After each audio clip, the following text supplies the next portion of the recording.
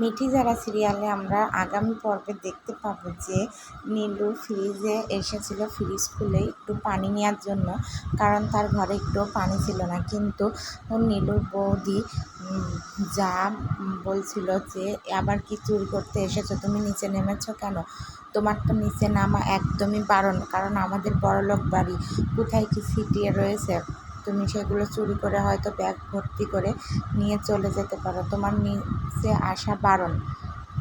ঠিক তখনই নীলু বলছে, তাই নাকি, তাহলে তোমরা তো আমার ঘরে যেয়ে দিয়েও আসতে পারো, কিন্তু সেটাও তো করনি। আর সেই সময় হঠাৎ করে সূর্য চলে আসলো, আর সূর্য এসে বলছে যে তোমার এখানে নামা বারণ, তারপরও তুমি কেন নেমে নিচে এসে ঝগড়া করছো।